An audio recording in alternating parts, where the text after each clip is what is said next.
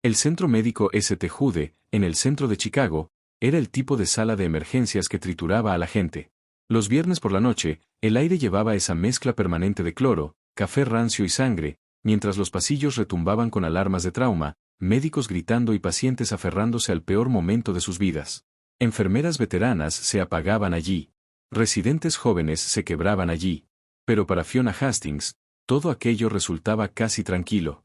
A sus 32 años, era la enfermera novata de mayor edad en el turno, una mujer callada, con el cabello rubio oscuro recogido en un moño severo y uniforme holgado que escondía la dureza atlética de su cuerpo. La mayoría la veía como tímida. Hablaba en voz baja, nunca discutía y aceptaba los peores turnos sin quejarse. Nadie notaba las cicatrices pálidas junto a sus costillas. Nadie notaba tampoco cómo sus ojos controlaban cada entrada y cada salida. El doctor Harrison Miller sí se fijaba en ella, pero por otras razones. Tenía todo el brillo de un médico en ascenso, educación costosa, corte impecable y un ego aún más afilado. Y trataba a Fiona como si fuera un lastre. Hastings, ¿eres sorda o inútil?, le soltó una noche, arrojando una carpeta sobre sus notas. Pedí un electrocardiograma de 12 derivaciones y un panel químico para la cama 4 hace 10 minutos. Fiona ni se inmutó. Levantó la mirada y respondió con esa voz suave y medida. El electro ya está subido al sistema. La extracción de sangre se está haciendo ahora. Lo prioricé porque su pulso estaba débil e irregular al ingreso. Durante un segundo, Miller se quedó sin respuesta. Luego frunció el ceño y masculló, «No te metas en mi camino». Después, Brenda Walls, la jefa de enfermeras, una veterana que había visto de todo y confiaba en muy pocos, se apoyó junto a la estación y le dijo a Fiona que tenía que aprender a enseñar los dientes o terminarían devorándola. Fiona apenas sonrió y dijo que no le molestaban los gritos. Y era verdad. El temperamento del doctor Miller no era nada comparado con el fuego de mortero. Sus insultos no tenían ni una fracción del terror de una emboscada, de un interrogatorio o del sonido de hombres desangrándose en la oscuridad. Porque Fiona Hastings no había pasado sus 20 años detrás de un escritorio en Virginia, por mucho que dijera su expediente civil. 4 años antes, la conocían como Bright, una médica de combate de nivel 1 y especialista en señales, asignada a una fuerza clasificada de XOC. Había trabajado bajo fuego en lugares cuya existencia nadie podía admitir oficialmente. Había cosido a operadores en Mosul mientras las balas reventaban el concreto a su alrededor. Había abierto vías respiratorias en total oscuridad en el MAND guiándose solo por el tacto. Había aprendido a bajar sus pulsaciones mientras el caos estallaba a su alrededor, a pensar con claridad cuando todos los demás se hundían en la adrenalina. Su carrera militar terminó en Siria, cuando un IED destrozó el convoy al que iba unida. Sobrevivió con un pulmón perforado y el cuerpo lleno de cicatrices después de sacar a 3 hombres de un vehículo en llamas. Después de eso, el gobierno borró los bordes de su historia y le dio una nueva vida. La enfermería debía ser la versión tranquila del servicio. Un cuarto más limpio. Mejor iluminación. Nadie disparando de vuelta. Así que Fiona interpretó el papel que todos esperaban. Lenta. Amable. Inofensiva. Invisible. Esa máscara solo se rompía en pequeños destellos. Más tarde esa noche, un borracho agresivo acorraló a una joven camillera llamada Maya en la Bahía 6 y levantó el puño contra ella. Seguridad aún estaba a varios minutos de distancia. Fiona se movió antes que nadie. Entró en la sala sin advertencia, sin dramatismo, sin alzar la voz.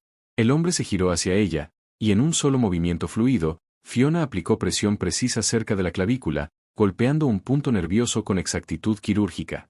Los ojos del hombre se fueron en blanco, las rodillas le fallaron y Fiona lo guió de vuelta a la camilla como si no pesara nada. Maya la miró en shock. Fiona encogió de inmediato los hombros, soltó una risita nerviosa y sugirió que tal vez el hombre se había mareado y se había desvanecido. Maya asintió, aunque era evidente que no se creía ni una palabra. La verdadera ruptura llegó a las 2:14 de la madrugada, cuando la radio de trauma estalló con el reporte de un incidente con múltiples víctimas, un choque en cadena en el puente enero de 90, complicado además por un tirador activo.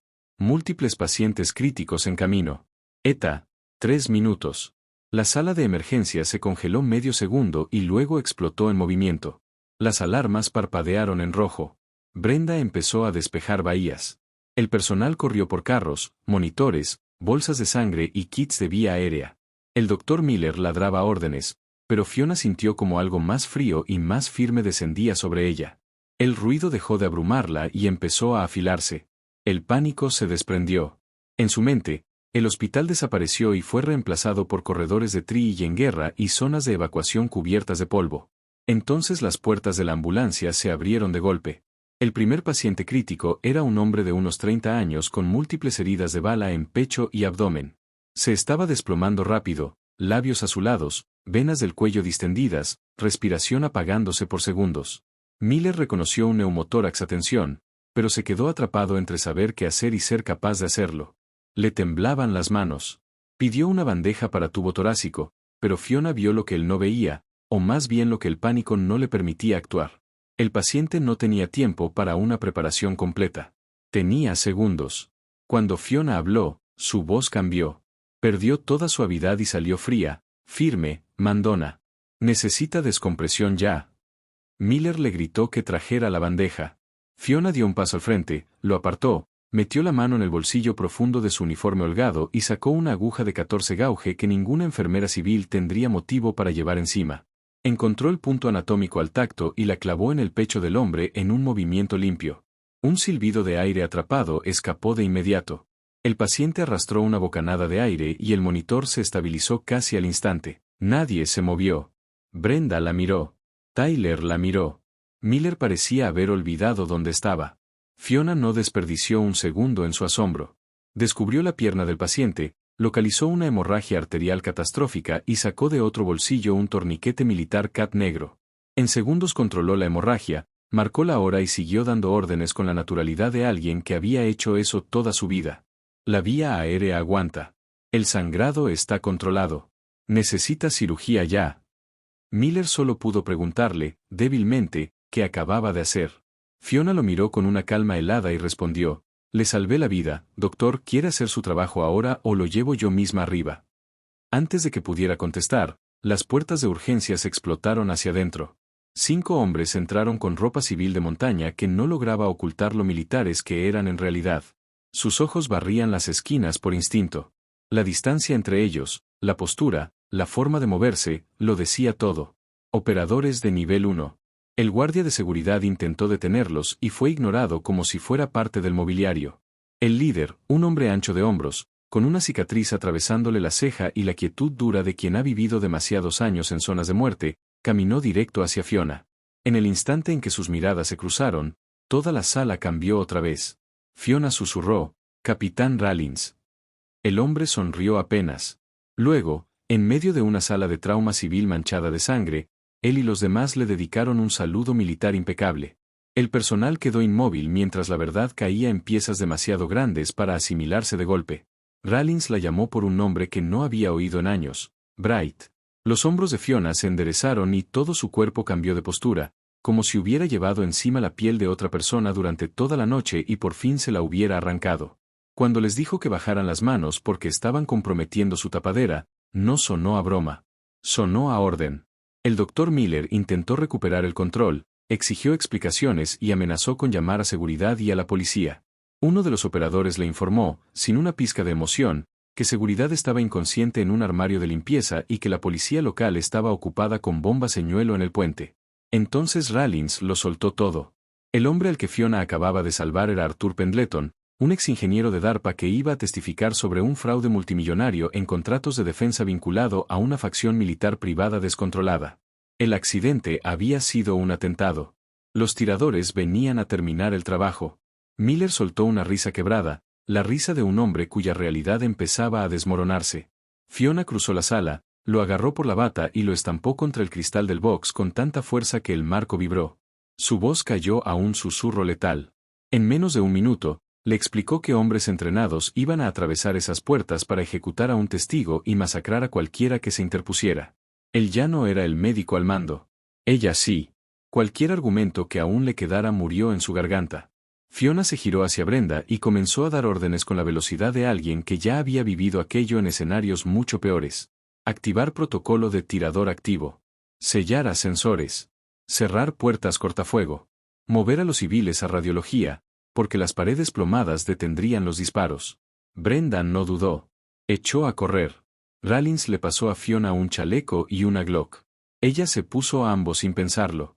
A su alrededor, Los operadores sacaron armas de bolsas tácticas y ocuparon posiciones.